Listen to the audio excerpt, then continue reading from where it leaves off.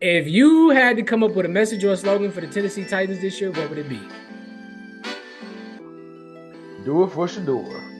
This tank, man. This tank, bro. Let's go ahead, tank. Get Shedeur. You'll have your quarterback. You still have some pieces from this season still there for next season. So yeah, do it for Shedeur, man. This tank, dog.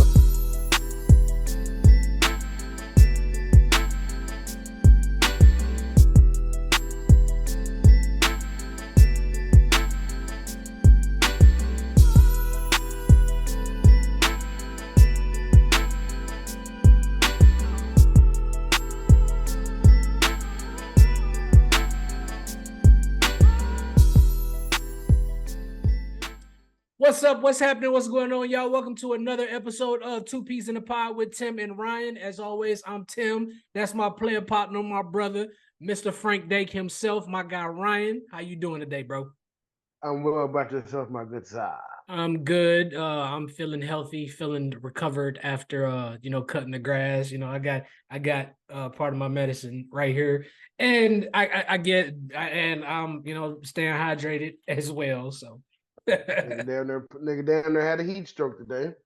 I don't know why, because it wasn't that fucking hot outside. So I don't know. Maybe I didn't drink enough water. So I got my water and I got my alcoholic water. So I'm good. I'm good. Water on water on water.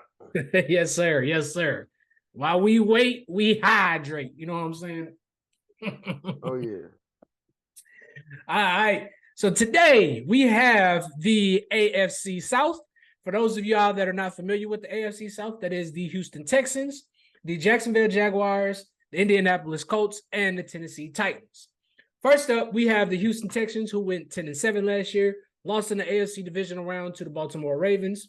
Some key departures for the Houston Texans: defensive lineman Malik Collins, defensive lineman Sheldon Rankins, cornerback Steven Nelson, linebacker Denzel Perryman, linebacker Blake Cashman, running back Devin Singletary, left guard Scott Quessenberry, offensive lineman Josh Jones. Some key additions for the Texans: obviously, one of the biggest ones, wide receiver Stephon Diggs. Second biggest one, running back Joe Mixon. Edge rusher Daniil Hunter. Edge rusher Danico Autry. Cornerback Jeff Okuda. Linebacker Aziz Al-Shair. And the offensive lineman, I can't pronounce this dude's name. Folaron. I don't want to butcher your name, bro, so I'm not even going to attempt to pronounce that, but I'm pretty sure the Texans are happy to have you. Ryan, you go ahead and take off first. They did great. They did great with their off-season additions they got in free agency as well as the draft. As you said, Edge, Daniel Hunter, wide receiver Stephon Diggs, offensive tackle Blake Fisher, running back Joe Mixon, linebacker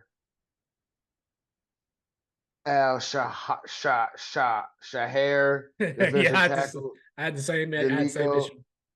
Danico Autry. So Mm-hmm. I mean, this is the team. If CJ doesn't have a sophomore slump, which I don't think he will, this is the team that I'm picking to run it all the way back and to possibly challenge the Kansas City Chiefs or who's ever there in the AFC Championship game, depending on how the cards fall. I mean, really, last year Houston came out of nowhere, as we all know. The play of C.J. Stroud, playing like a fifth-year veteran instead of his first year in the NFL. And if he can build on that, my God, I mean, move over, Mr. Mahomes, and maybe some competition. I like that assessment. I agree with you. I think the Houston Texans do way more than they did last year. They got even better. They're bringing their entire coaching staff back. And that's one thing I wanted to applaud the Texans and what's his name? Their offensive coordinator. It's gonna make me mad because I can't think of his name right now. What the hell is the?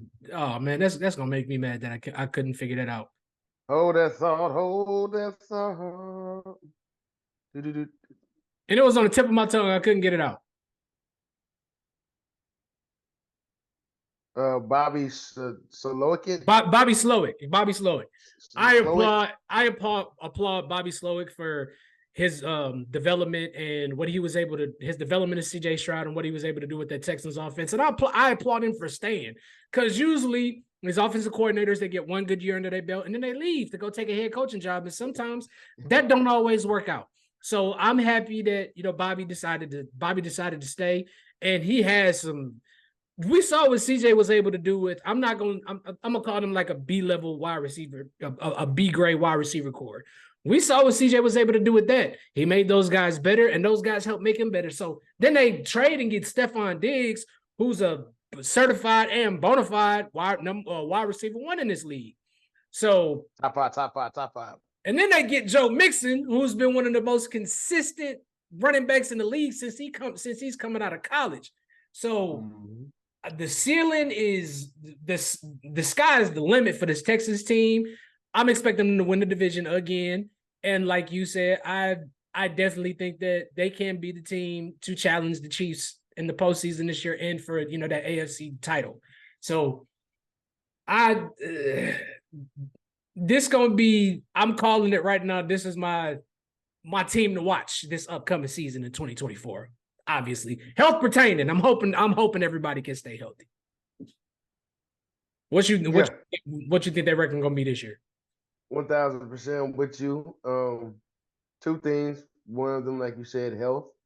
And if CJ comes to play, CJ comes to play, what? 13-4, 14-3. I agree. Around there. I agree. Around there. I mean, the defense, is solid. They got, if you familiar with the 49ers defense, when they went to the Super Bowl, after their first Super Bowl appearance against the Chiefs, DeMeco Ryan took over. DeMeco Ryan took over, and he kept them pretty relevant. So, I mean, sky's the limit for this football team. This Houston is. If Houston can get to a Super Bowl before Dallas, I knew it was coming. Wow. Hey, y'all supposed to be America's team. This team ain't even been. The Houston Texans have only been around for, I think, about 20 years. Right at 20. Yeah, right at 20. So if they get to a Super Bowl before the Dallas Cowboys, boy, y'all not gonna hear the end of it from us. I promise you. I promise. Look, it's gonna be some Dallas. I'm telling you right now. You and I both know this. Let's say Houston do get to the goddamn Super Bowl. You know how many Dallas fans are gonna be rooting for Houston just because they coming out of Texas? That's 50-50. That's 50-50. I mean, maybe. But it's gonna be a lot of Dallas fans that's gonna want Jerry Jones' fucking head if they get there. I agree. Go ahead, my bad. We want you to fucking kill Jerry now. And as a Dallas fan, if you I can't even say that because I'm a Pittsburgh fan and I rooted for Philly a couple of years. I rooted for Philly a few years ago and when they played New England. So I'm not even gonna go there. Moving on, man. We have the 9-8 Jacksonville Jaguars, the Jacksonville Jaguars, who went 9-8 last year, missed the playoffs. Some key departures for this team. Okay, so this is the guy's name I couldn't pronounce. Foloronsu Fatuski Fatukasi. He was the player that joined the Texans as a key addition. Some key departures. Foloronsu Fatukasi, cornerback Darius Williams, safety Rayshon Jenkins, wide receiver Zay Jones, edge rusher Dwayne Smoot, edge rusher Clavon Chasson, wide receiver Calvin Ridley, cornerback Trey Herndon. Some key additions for this team: defensive lineman Eric Armstead, center Mitch Morris, quarterback Mac Jones. I don't know if you can call that a key addition, just saying.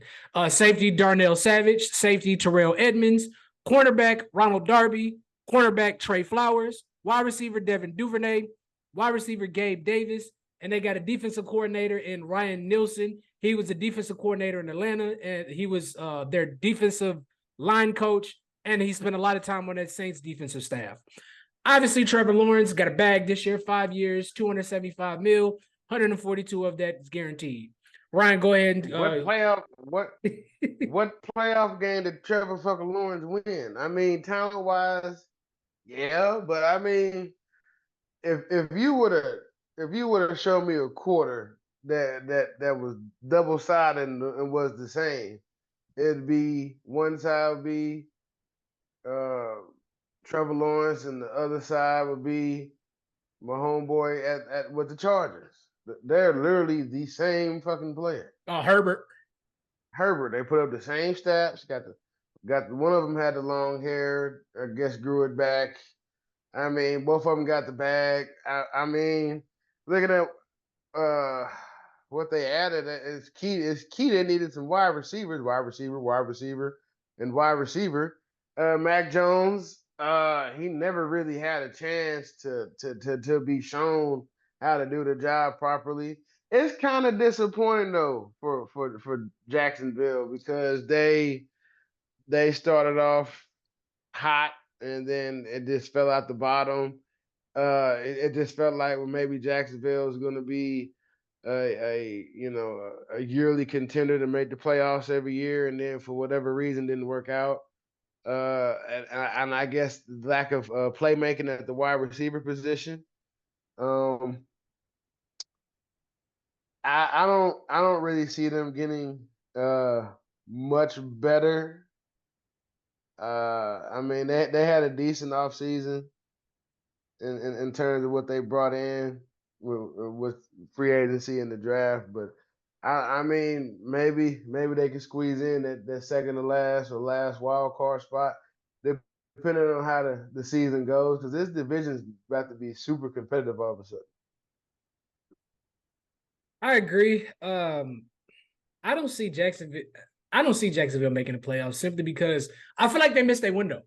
You know what I mean? Last year was supposed to be I thought last year was going to be the year that, I thought last year was going to be the year Jacksonville became a contender. I thought maybe we see Trevor Lawrence turn into an MVP. I'm not necessarily saying win MVP, but, being a running for MVP candidate. They went and got him Calvin Ridley. Now, granted, Calvin Ridley didn't really play all that well. And then a couple years ago, Zay Jones and Christian Kirk, they played lights out. So I'm thinking that, Zay Jones is going to be able to build off of that. And this team is going to be able to build off of the late season success they had 2 years ago. And I mean, hell, they were getting the shit kicked out of them in the playoffs and against the Chargers, and were able to have a comeback win. So I'm like, okay, it's a good sign for this team headed into next season. They let Calvin Ridley walk, which kind of can't be mad at that because he didn't fit with this offense like I thought he would.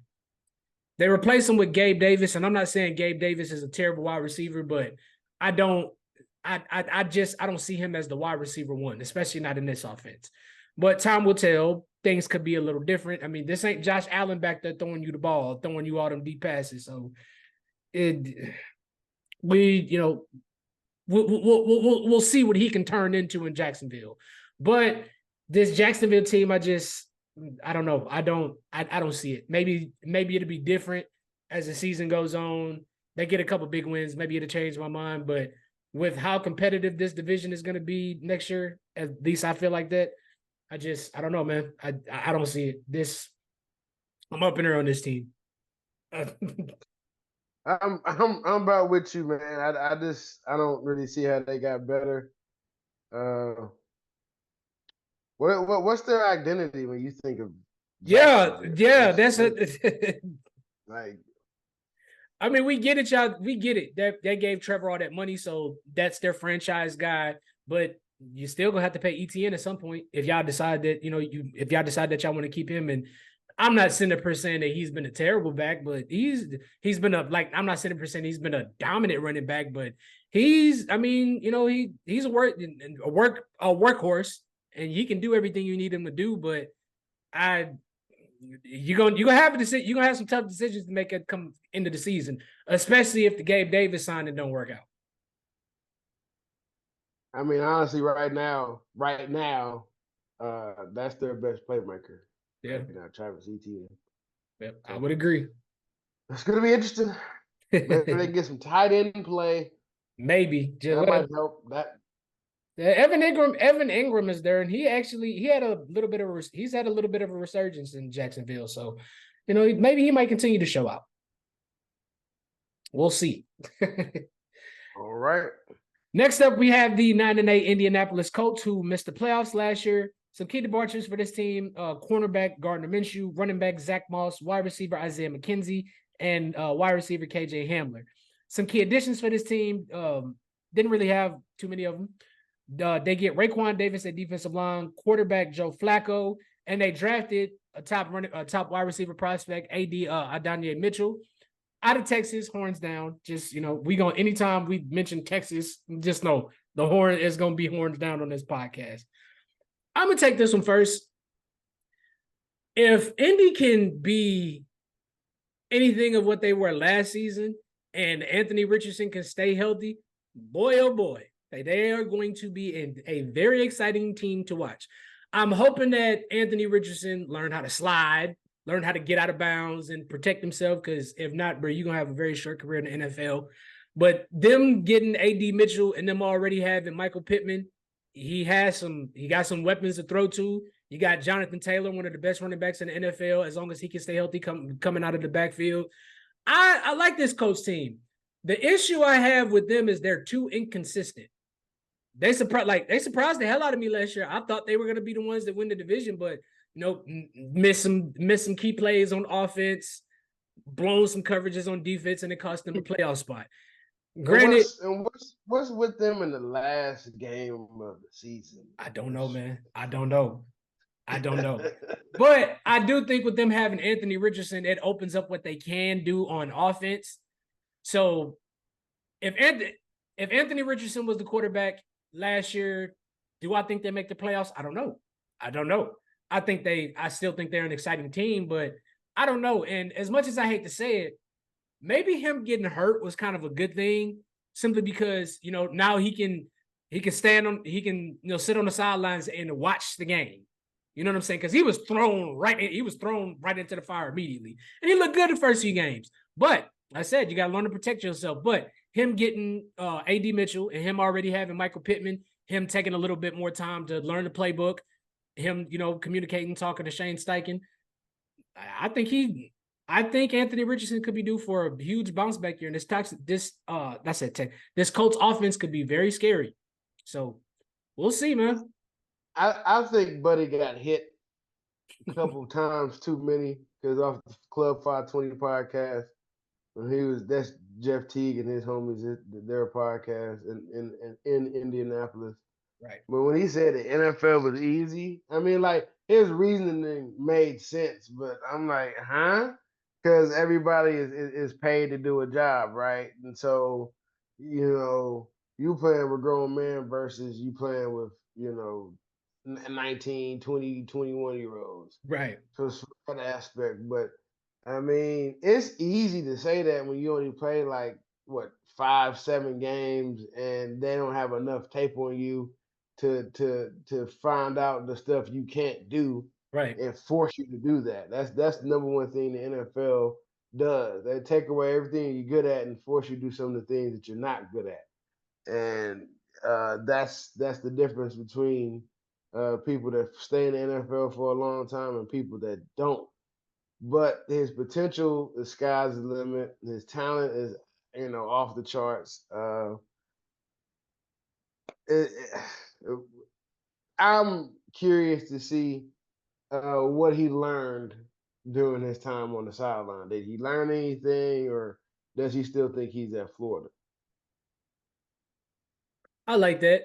I do want a lot of people to keep this in mind. Don't let Jalen Hurts last year fool you. What he has at head coach, Shane Steichen, keep in mind, Shane Steichen had a lot to do with the growth of Jalen Hurts that year. He damn near won MVP before getting hurt. So I want y'all to I want a lot of people to keep that in mind, and remember that going into the season when you see Anthony Richardson and his Colts offense take off. Just please, You heard it here first. Just saying. Remember? I do want to say this, bro. Ain't it crazy and very exciting that we're gonna have Justin Fields and Lamar Jackson in the same division, get to see them play twice a year, and we're gonna have CJ Stroud and Anthony Richardson in the same division playing twice a year for multiple years to come. I don't know about you, bro, but Indy's only a 3.5 hour drive from here. If you ever want to go up there and see them boys duel, I'm with it. Yeah, Lucas Oil is a huge ass fucking stadium. We drove past it going to a Lakers game. I'm like, yeah. You know they gonna be able to see. You know they gonna be able to sell some tickets with that offense. I mean, if they're putting up points, they'll get asses in seats. Yes, sir. Whoa. What happened? They paid that nigga way too much. Who that? Really, 4 year, 92 million, 46.9 guaranteed. Yeah. I mean, man, look, if you can get him in the offense where he's, he can catch the ball in open space, yeah, but they was just desperate to have a playmaker. Like, you lost Derek, I get that, but okay. Let's jump off into it, man. Last but not least, we have the Tennessee Titans, who went 6-11 last year, missed the playoffs. Some key departures for them: head coach Mike Vrabel, running back Derrick Henry, quarterback Ryan Tannehill, offensive lineman Andre Dillard, edge rusher Danico Autry, linebacker Azeez Al-Shaair, center Aaron Brewer, cornerback Sean Murphy-Bunting, safety Terrell Edmonds. Some key additions for this team: running back Tony Pollard, wide receiver Tyler Boyd, cornerback Chidobe Awuzie, linebacker Kenneth Murray, wide receiver Calvin Ridley, defensive lineman Sebastian Joseph Day, offensive lineman Lloyd Cushenberry, cornerback L'Jarius Sneed, and they get head coach Brian Callahan, who's been the Bengals offensive coordinator for the last 5 years. Now, Ryan mentioned not too long ago, Calvin Ridley signed a deal 4 years, 92 million, about 50 of that is guaranteed. And they get L'Jarius Sneed 4 years, 76 million, 51.5 of that is guaranteed. Ryan, you already jumped on it. Go ahead and take off on the Titans.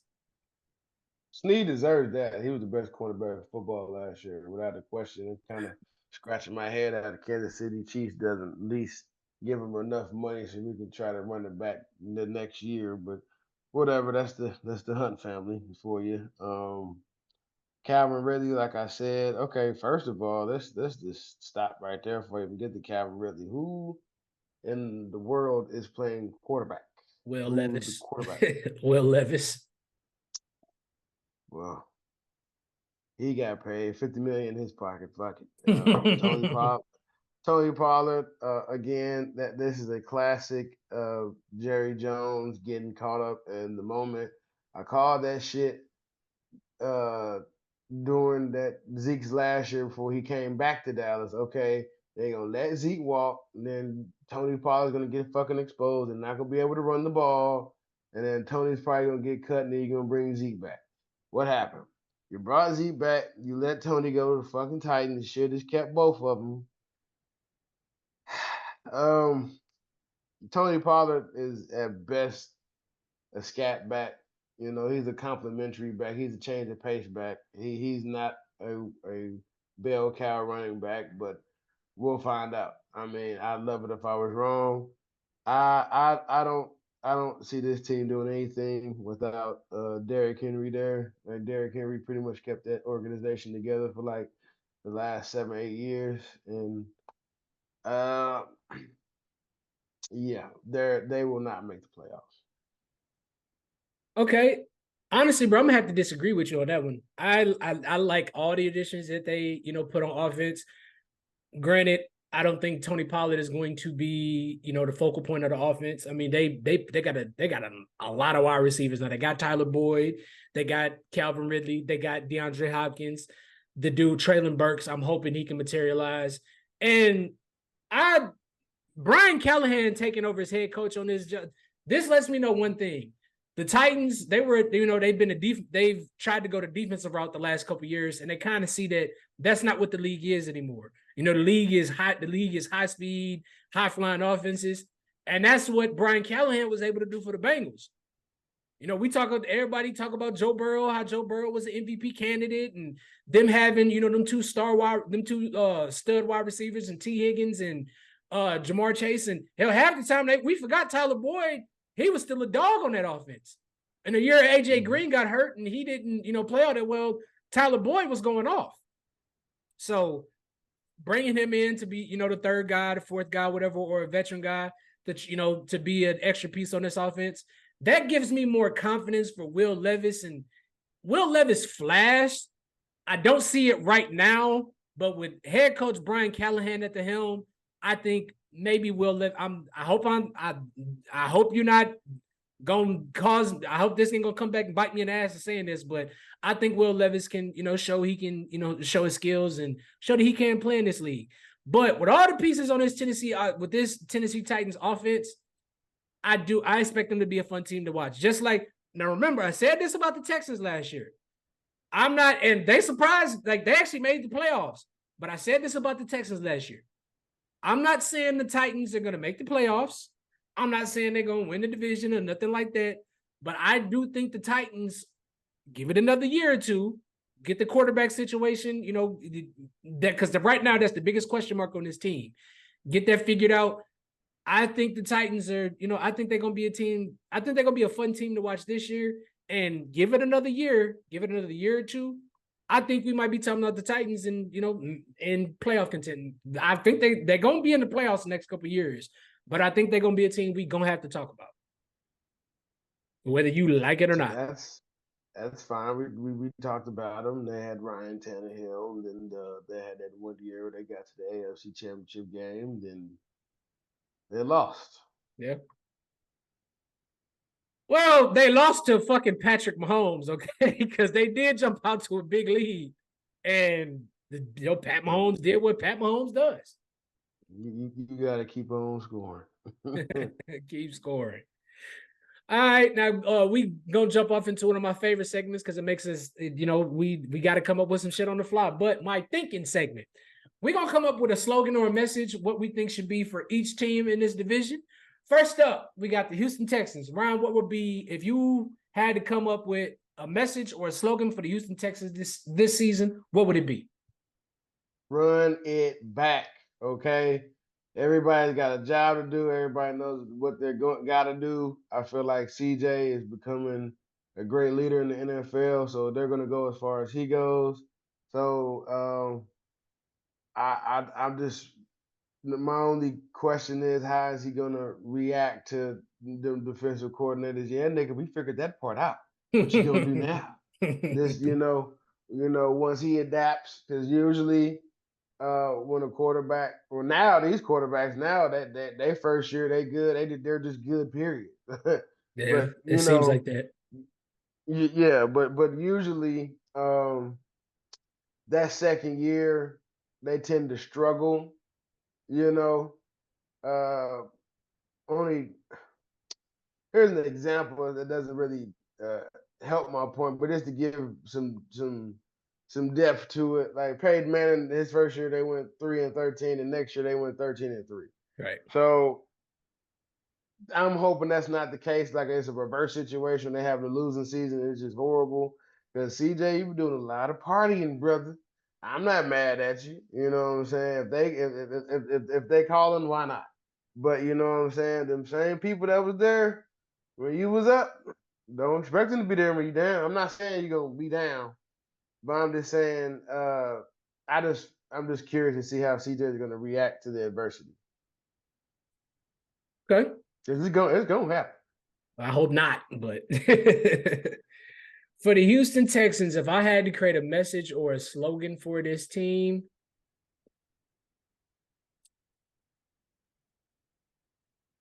take advantage. Plain and simple. No. You know what? Screw that. No excuses. No excuses. Nobody expected y'all to do what y'all did last year. And, y'all won the division. Y'all won a playoff game. And, CJ won rookie. CJ flashed. I saw it. Now, I saw that coming from him. Maybe not a lot of people saw it, but y'all only got better this offseason. Y'all got a cold-ass running back and a cold-ass wide receiver. Take advantage of every opportunity this season. Like, y'all, Is for y'all this year, it should be AFC Championship or bust. For me, I say A is for y'all, it's AFC. Now, granted, everybody can't make the AFC Championship. Everybody can't make the playoffs. But that should be y'all goal. That should be y'all goal this year. At least AFC Championship. Right. Now we got the Jacksonville Jaguars. If you had to come up with a message or slogan for the Jacksonville Jaguars for this season, what would it be?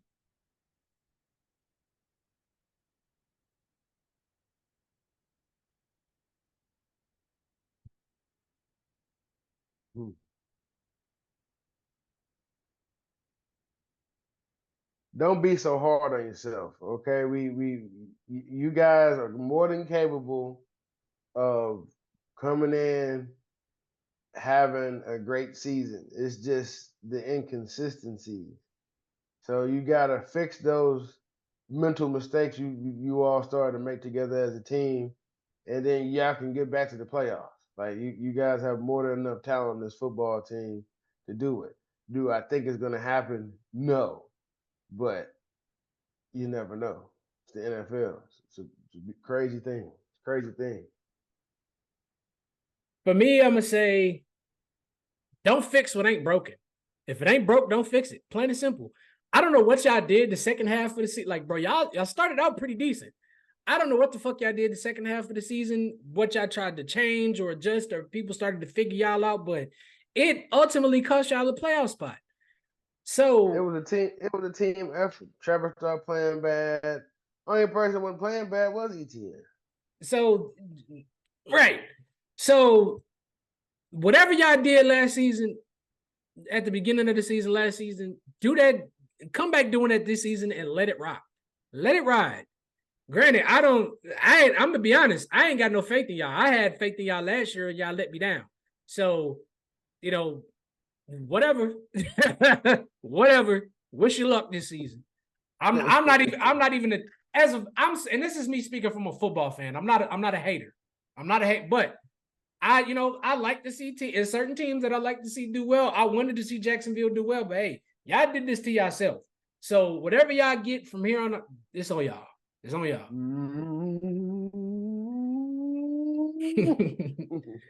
Next up, we have the Indianapolis Colts. If you had to create a message or a slogan for the Indianapolis Colts for this upcoming season, Ryan, what would it be? Protect Anthony Richardson. That's your investment.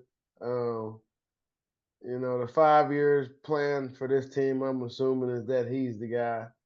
So protect your investment and help him protect him from him. Because he's super nigga out there, and that's not the case. So protect your investment. I'm going to kind of steal something from the Broncos, but I'm going to say saddle up. Because like it or not, boy, I'm telling you, I think the Colts got some shit in store this season.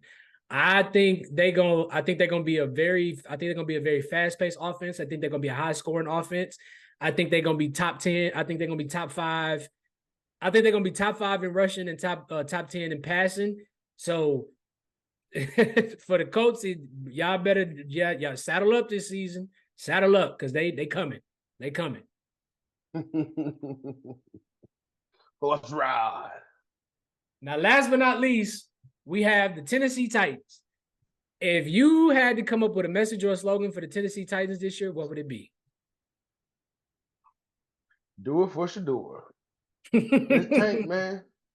This tank, bro. Go ahead, tank. Get SHEDEUR. You'll have your quarterback.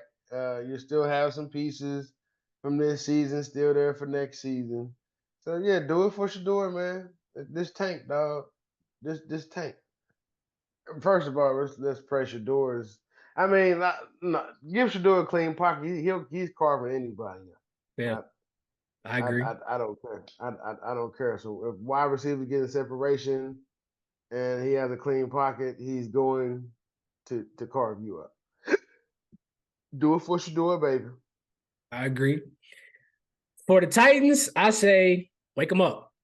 Wake them up because everybody's sleeping on y'all right now. Y'all got all the pieces. Y'all have everything y'all need to be a winning team. I'm still, like I said, it's still up in there. Some questions about the quarterback, but I said, Will Levis flashed last season, bro. You got a whole offense. You got a season under your belt, half a season or whatever, but you got some playing time in the NFL. Get in that playbook this offseason. Study the playbook. Talk to Brian Callahan. Try to figure out some of the shit that Joe Burrow did and incorporate that into your game. Everybody's sleeping on y'all right now.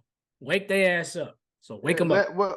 Wasn't that the Thursday night game where Tennessee played the Steelers? Was it a Thursday? No, I think it was Monday. I think it was Monday night. I mean, it was a terrible game, but he almost won it. Almost don't count. We still got that shit done. Fuck y'all, man.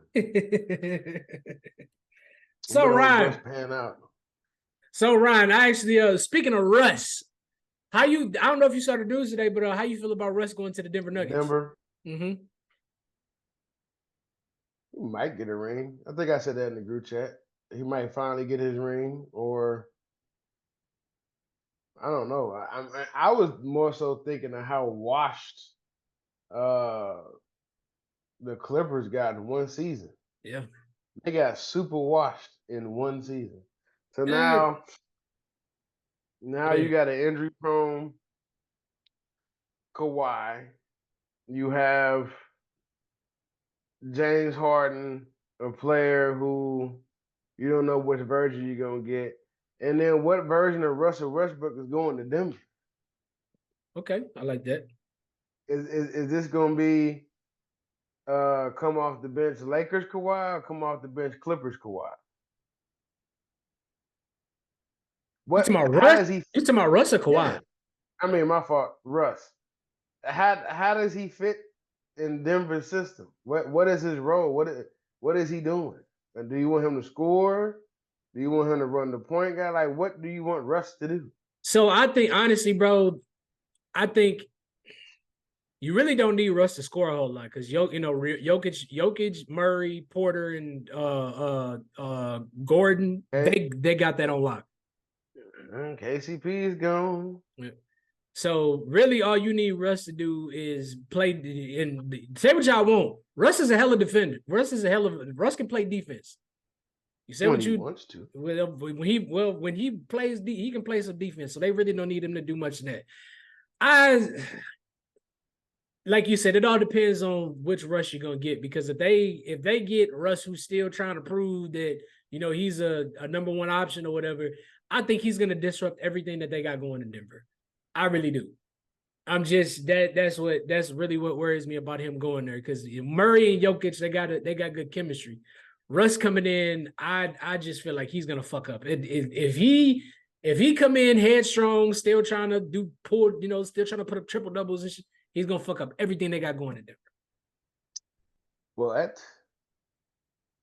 on the flip side, when bought in, Russell Westbrook was not the reason why the Clippers weren't successful. No. This year.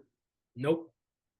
So I think once he understands his role with Denver, he's going to do that and do it to the best of his ability. Mm-hmm. I don't know what that is right now. I'm trying to see, because you got Bron, and then you got the other tall, lanky motherfucker.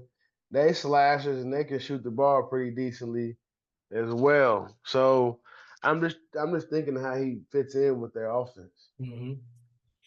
I don't know, man. With the Clippers, I think with the Clippers, they had too many personalities that just didn't mesh well. Whether you think so or not. I mean, Kawhi was never fucking healthy. Didn't know when he was gonna be on the floor. James Harden,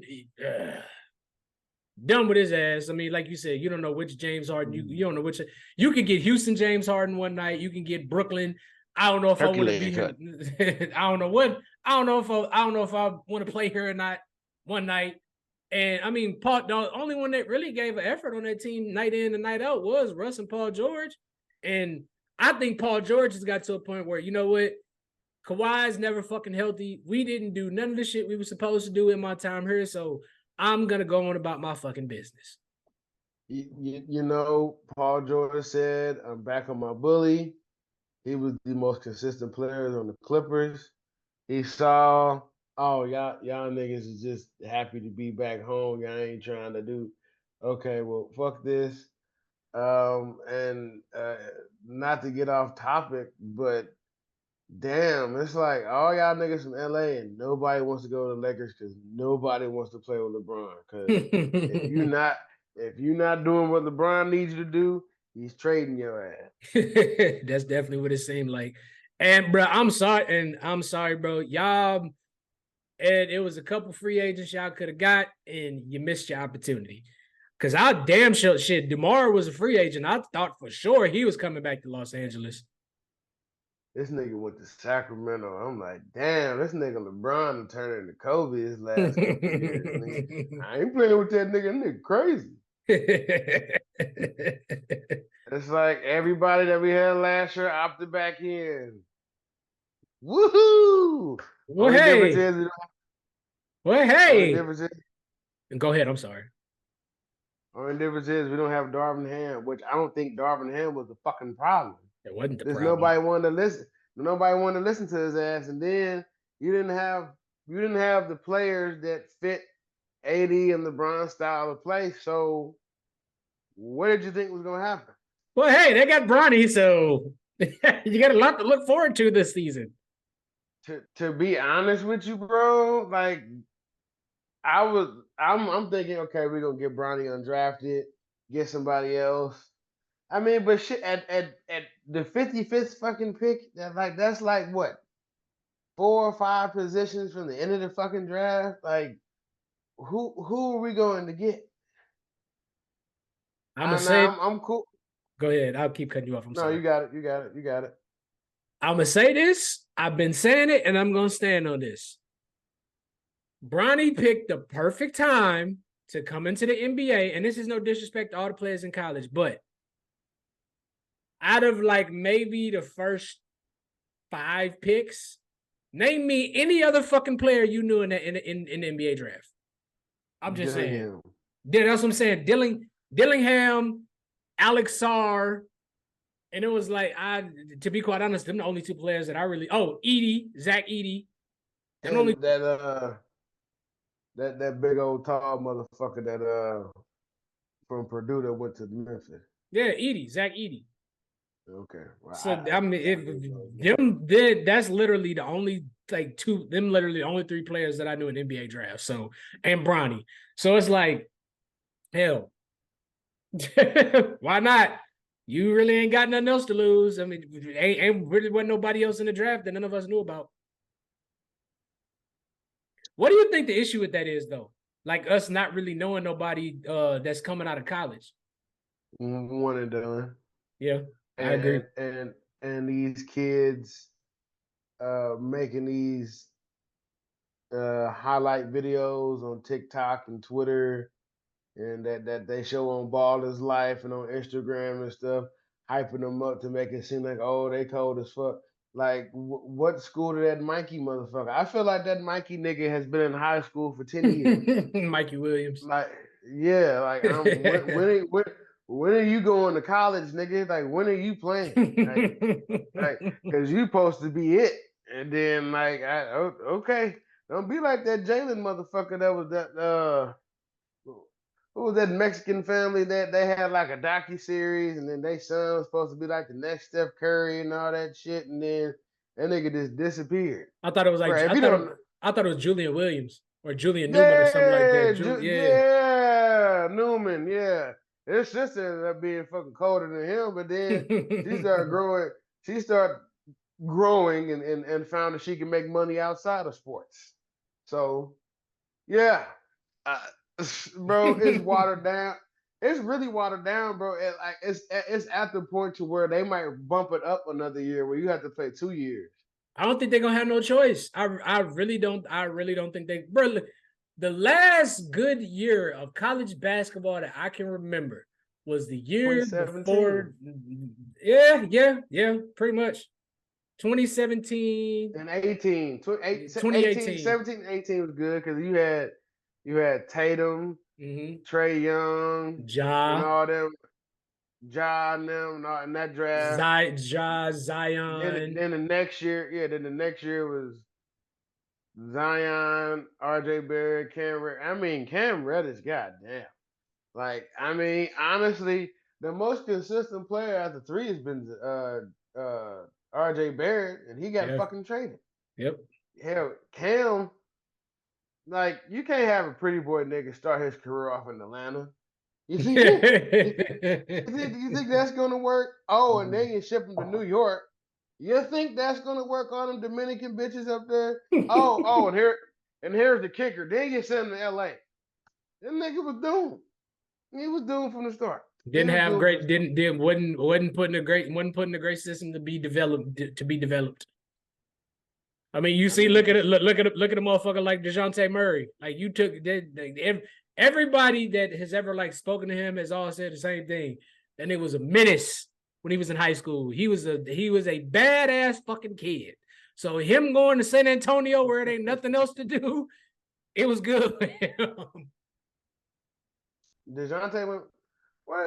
No, they did a head-up trade. He went back to San Antonio. No, he started his career in San Antonio, got traded to Atlanta. He's in where he at now? He's in New Orleans now. That's fly. That's fly because you kick CJ back to the 2, and then that's what I'm going off of what you were saying. How you were saying that you can't have pretty boy motherfucker start his career off in Atlanta. And then he went to New York, and then he went to LA. I'm saying, look at what they did to DeJounte. They said DeJounte was a badass fucking kid. They sent him somewhere where you ain't got nothing else to do but play basketball. So they let him develop down there in San Antonio, then let him grow up a little bit. Then they sent him somewhere. They sent him to Atlanta. That shit just didn't work out. So, Bob, we're gonna send you out to New Orleans. But yeah, my bad. Go ahead, Ryan. The only reason why I didn't work out in Atlanta is because you had two dudes that play the same position. They both really need the ball to be effective, but only one person can get the ball at a time. And Trey was like, Trey was the point guard for real. Like, yeah. he's the scoring point guard, but he sets motherfuckers up. But like, this is perfect because, like, going back to the original point, he learned how to be an NBA point guard in San Antonio. And then now he's in New Orleans, so you kick CJ back to his traditional position, which is the 2 guard instead of playing the 1. And then now you got Ingram at the 3. They lost I guess Zion whenever he decides to show up, and then whoever they got at the 5. But that short motherfucker with the braids they got, he's finna get lost in the sauce. Especially if they find another like tweener between point guard, 2 guard kind of guy, it's over with. It's over with. That worked out. That trade is actually good, but like, damn, bro, all you got was Enes Kanter. That's it. If I'm trade me, man. Get me the fuck up out of here. I think he's next. I think Trey's next. I think Trey is next. It's time. He's 2 seasons, and then how the fuck do you average? Excuse me, I think it was 25 and 9, and you don't make the All-Star game? Because everybody said best. Everybody I think people are just annoyed by Trey. But he's a hell of a player because he don't play, because all he do is score, and he just whatever. That's pretty much what the fuck everybody else do. Luka? Yeah, I'm so fucking glad you said that, because I'm so glad that him not playing defense was so magnified in the finals. Everybody said, well, Luka don't play. Luka has never fucking played defense. Now y'all see. That's why I never was like, oh, Luka. I'm like, yeah, he's a good offensive threat. He's a liability defensively, and it's sad because he's 6'7", but that nigga is just 6'7". He's not an athletic 6'7". He's just 6'7" that can shoot. This nigga plays like an old nigga on the court. For real. Yeah, let me see that nephew. Let me see that nephew. Let me see. Let me put my body into you. Okay, reach, spin, step back, 3, pump fake, foul. Luka would probably be Shit, Luka would be cold if he played in the 90s. Luka would If be cold. if Luka can lose, bro, if Luka can lose some weight, because he was his first couple years in the league, bro, then he was quick, nimble, like he could play. He put on a little bit of weight, and he just got slow. Like, and don't like he's a killer. Don't get me wrong, like Luka's a motherfucker, but if we being out like he look a little bit out of shape out there. Like, just be honest. He was playing with a fucked up knee, but you're right. I mean, but I think that's kind of how he manipulates the game, because if you look at Luka, oh, he ain't shit. That motherfucker is low-key strong as fuck. Yeah, he is. Think it's a game. Like the way he be moving motherfuckers in the post, I'm like, that's strength, bro. You can't just do that just because you want to do that. That's straight strength. But look, like I said last year, I don't really see the Lakers doing too much. I mean, if we don't have to run into Denver in the first round, maybe. This was set up for us to get to the finals, but we would have got our asses obliterated by Boston. We got our asses spanked twice when we played Boston last year. It wasn't even funny. Actually, you know what's funny? Never mind. We got our asses spanked when LeBron and AD played. The one game both of them did not play. We blew y'all out, which was like, I could trade both of them. We y'all probably blew us out because we probably came in with the mindset, oh, neither one of their stars. Oh yeah, this gonna be a walk in the park, and they came out and beat shit out of us. Motherfucking Austin Reeves out there looking like Baby Bird and shit, JJ Redick and shit. But I don't know. I don't know. I'm more so excited right now to start catching some of these Team USA basketball games. I ain't seen not one of them. I ain't had the chance to watch none of it. They're just exhibition games, but I mean, like, nigga, they played Serbia, and it was close. And then from what I've been hearing, apparently they said it's actually been some good basketball, because it's like they said it's the right amount of physicality that the game needs. Yeah, they're not calling all that soft shit that they do in the NBA. And then now, like Team Canada, that they are all NBA players except for like 3 of them. Serbia, it was like I think like 6 or 7 of them that play in the NBA. There's more NBA players that are playing in these international teams now. Yeah. So that's another reason why it's gotten interesting. And then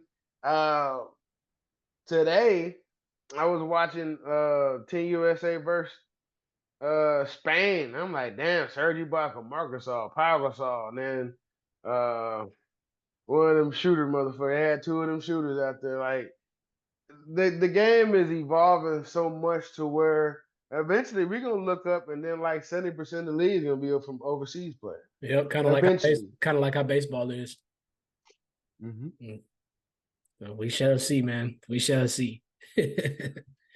But anyway, man, that's gonna be it for this week's episode. As always, we thank y'all for tuning in. Please like, share, subscribe. Y'all can go follow us on TikTok, Instagram. I do need to make a Facebook page. So, as always, man, y'all have a great weekend. Y'all stay safe this weekend. Don't drink and drive. We want to see all y'all back here next weekend. So, y'all be safe. Ryan, as always, man, I love you, brother. You be safe on your trip this weekend, and I'm gonna see you next week. You as well. Yes, sir. Bro. NFC East next week. Please make sure y'all tune in. This is gonna be a good one. Y'all make sure y'all tune in for this one. I can't wait. I can't wait for that one. Yes, sir. Next week, brother.